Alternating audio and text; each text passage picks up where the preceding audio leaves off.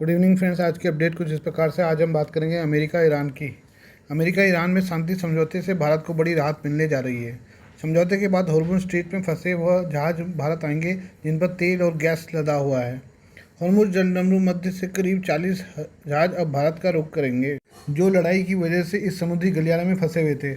Hormuz straight के रास्ते से ही खाड़ी देशों से तेल, गैस और दूसरे सामान लेकर जहाज एशियाई देशों में आते हैं। लड़ाई की वजह से इस रूट से यातायात रुक गया था। टेलीग्राफ इंडिया ने बताया कि हॉर्मुज़ स्ट्रेट से निकलने के लिए कई दिनों से इंतजार कर रहे 40 जहाज़ों में भारी मात्रा में कच्चा तेल के अलावा लिक्विफाइड पेट्रोलियम गैस एलपीजी भरा है। एलपीजी वो ईंधन है जिसका इस्तेमाल करोड़ों भारतीय घरों में खाना पकाने के लिए किया जाता है। ऐसे में भारतीयों के लिए एक खुशखबरी की तरह है, क्योंकि युद्ध में एलपीजी की कमी खासतौर से भारत में ही। 28 फरवरी को लड़ाई शुरू होने के बाद यानी करीब 3.5 महीने के बाद अमेरिका ईरान के बीच शांति समझौता हुआ है।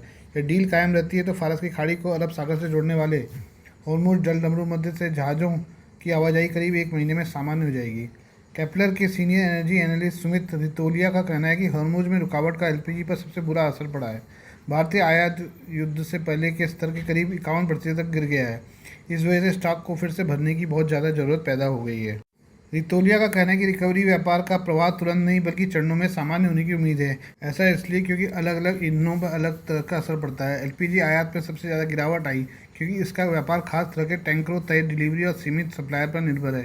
रितोलिया कच्चे तेल के बारे में कहते हैं कि रुकावट के दौरान आयात के प्रवाह में स्थिरता को देखते हुए इसके सामान्य होने की प्रक्रिया बाद में शुरू होगी। इस स्थिरता का मतलब है कि एलपीजी के स्टॉक को फिर से भरने की तुलना में कच्चे तेल की सप्लाई को फिर से भरने की उतनी जल्दी नहीं है। अमेरिका में डील के बाद लिक्विफाइड नेचुरल गैस के मामले में सुधार की उम्मीद है, क्योंकि खाड़ी क्षेत्र के एक्सपोर्ट टर्मिनल सामान्य रूप से काम करने लगेंगे और ज़्यादा जहाज उपलब्ध हो जाएंगे। जानकारों का मानना है कि रिकवरी के पहले दौर में कुकिंग गैस और एलएनजी कार्गो का दबदबा रहेगा। विक्टोरिया कहते हैं कि जैसे खाड़ी में शिपिंग सामान्य होगी, जहाज़ों की उपलब्धता बेहतर होगी और मध्य पूर्व के प्रमुख सप्लायरों से कार्गो की उपलब्धता बढ़ेगी। इससे एलपीजी और एलएनजी सबसे पहले रिकवर होने वाले हाइड्रोकार्बन फ्लो होंगे। बाजार फिर से खुलने से भारत के रिफाइनिंग सेक्टर को बढ़ावा मिलने की उम्मीद है। भारतीय रिजर्व बैंक के पूर्व गवर्नर रघुराम राजन का कहना है कि हॉर्मुज़ में आई रुकावट को एक चेतावनी के तौर पर देखा जाना चाहिए कि सप्लाई में रुकावट के मामले में दुनिया कितनी कमज़ोर है। ये जलडमरू मध्य स्ट्रेट भारत की अर्थव्यवस्था के लिए महत्वपूर्ण है, क्योंकि देश का काफ़ी सारा एलएनजी, एलपीजी और कच्चा तेल यहीं से आयात होता है। राजन ने कहा कि भविष्य में होने वाली रुकावटों से खुद को बचाने के लिए भारत को बड़े पेट्रोलियम रिजर्व की जरूरत है। उन्होंने कहा कि चीन ने दिखाया है कि वह सप्लाई संकट के दौरान तेज़ी से कोयले का उत्पादन बढ़ा सकता है। भारत को भी इसी तरह की आकस्मिक योजनाओं की जरूरत है। साथ ही उसे रिन्यूएबल एनर्जी की ओर अपने दीर्घकालीन बदलाव को भी जारी रखना चाहिए। ये हम बात करें जापान की। चीन के सबसे बड़े दुश्मनों में शुमार जापानी प्रधानमंत्री सनाए ताकाइची भारत दौरे पर आ रही हैं। उनके साथ करीब 50 बिजनेस लीडर्स भी भारत का दौरा करेंगे। जापानी पीएम ताकाइची प्रधानमंत्री नरेंद्र मोदी के साथ सालाना भारत जापान शिखर सम्मेलन के लिए असम जाएंगी। इस दौरान दोनों पक्षों के बीच औद्योगिक सहयोग की संभावनाओं पर चर्चा होने की उम्मीद है। इसके अलावा दोनों देश रक्षा संबंधों को और भी गहरा करने पर बात करेंगे, जिनमें चीन के खिलाफ साझा रणनीति भी शामिल होगी।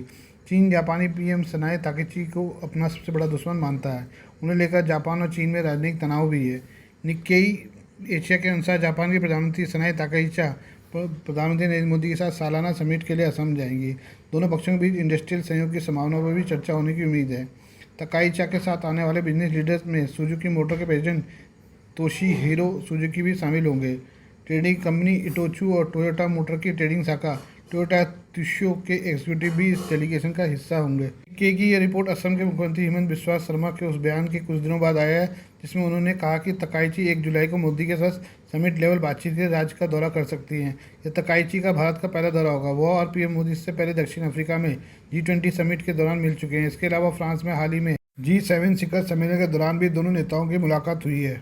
जापान की सैन्य क्षमता बढ़ा रही थी ताकाइची को राष्ट्रीय सुरक्षा और विदेश नीति के मामलों में सख्त रुख अपनाने वाली नेता के तौर पर जाना जाता है। उन्होंने जापान की सैन्य क्षमता को बढ़ाने की अपनी टॉप प्रायोरिटी बनाया है। उनकी सरकार ने चीन को जापान के लिए सबसे बड़ा खतरा बताया है। इस कारण वह जानती है कि चीनी आक्रामकता को रोकने के लिए भारत जापान की मजबूत पार्टनरशिप बहुत जरूरी है। पिछले 2 दशकों में भारत और जापान के संबंध पहले से काफ़ी मजबूत हुए हैं। दोनों देश साझा सैन्य अभ्यास के अलावा तकनीकी सहयोग और इंटेलिजेंस शेयरिंग भी करते हैं। नए ताकाइची अपनी यात्रा के दौरान भारत जापान रक्षा संबंधों को मजबूत करने की कोशिश करेंगी और भारत को मोगामी क्लास युद्धपोत का ऑफर दे सकती है, जो अपनी क्लास का सर्वश्रेष्ठ है। जापान चाहता है कि Bharat make in India initiative के तहत ट्रांसफर और टेक्नोलॉजी के जरिए इस युद्धपोत का खुद निर्माण करे। वह इस युद्धपोत पर ब्रह्मोस मिसाइल की तैनाती के लिए भी जरूरी बदलाव को तैयार है। अगर यह डील होती है तो इससे भारतीय सेना की ताकत में जबरदस्त इजाफा होने की उम्मीद है। आइए हम बात करें यूक्रेन और रूस की। यूक्रेन ने रूस पर 500 से ज़्यादा ड्रोन दागते हुए बड़ा हमला किया है। हमले में ऑयल रिफाइनरी को निशाना बनाया गया है और मॉस्को एयरपोर्ट पर विमानों की आवाजाही भी प्रभावित हुई है। रूसी अधिकारियों ने गुरुवार को बताया है कि उनके एयर डिफेंस सिस्टम ने देश में यूक्रेन के कुल 555 ड्रोन को मार गिराया है। इनमें से 194 ड्रोन से सिर्फ राजधानी मॉस्को को निशाना बनाया गया। हमले के बाद मॉस्को को कपोटनिया ऑयल रिफाइनरी से धुएं का गुबार निकलता देखा गया है। रूसी सैन्य अधिकारी के मुताबिक यूक्रेन ने एक हफ्ते में दूसरी बार मॉस्को की ऑयल रिफाइनरी पर हमला किया और एयरपोर्ट पर कमर्शियल उड़ानों को बाधित किया।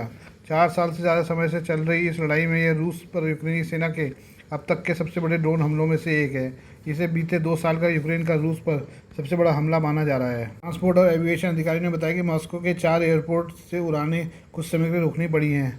गवर्नर आंद्रेई वोरोबियोव के मुताबिक मॉस्को के आसपास के इलाके में जुकोवस्की शहर में ड्रोन ने एक रिहायशी बिल्डिंग पर हमला किया। ड्रोन का मलबा प्राइवेट घरों, एक फिटनेस सेंटर और एक बड़े मॉल पर गिरा है। उन्होंने कहा कि इसमें एक महिला घायल हुई है। यूक्रेन के हमले के बाद क्रेमलिन से 15 किलोमीटर 9 मील दूर स्थित मॉस्को ऑयल रिफाइनरी में आग लगी हुई दिखाई दी। इससे शहर के ऊपर धुएं के घने काले बादल छा गए। यह रूस की सबसे बड़ी रिफाइनरी में से एक है। मॉस्को क्षेत्र के ईंधन का 1/3 से अधिक हिस्सा इससे आता है। इससे पहले 16 जून को इस रिफाइनरी पर यूक्रेनी ड्रोन से हमला हुआ था। रूस पर यह ड्रोन हमला यूक्रेनी राष्ट्रपति व्लादिमीर जेलेंस्की के उस बयान के कुछ घंटों बाद आया जिसमें उन्होंने कहा था कि उनकी अमेरिकी राष्ट्रपति डोनाल्ड ट्रंप और फ्रांसीसी राष्ट्रपति इमैनुअल मैक्रों के साथ एक महत्वपूर्ण समन्वय कॉल हुई है। जेलेंस्की ने कहा कि इस कॉल से बदलाव आ सकता है क्योंकि उनको समर्थन का महत्वपूर्ण वादा मिला है। यूक्रेन ने बार बार रूस की तेल फैसिलिटी को निशाना बनाया। इसका मकसद मॉस्को की कमाई कम करना है।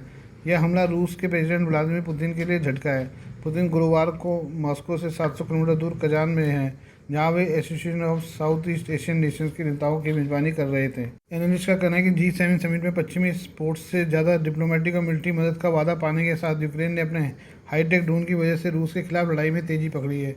रूसी तेल प्रोडक्शन में रुकावट डालने के लिए लंबी दूरी के ड्रोन हमले यूक्रेन के कब्जे वाले इलाकों में रूसी सप्लाई लाइन को रोक रहे हैं। Please do like, share and subscribe this channel of my news, views and analysis by Prakash.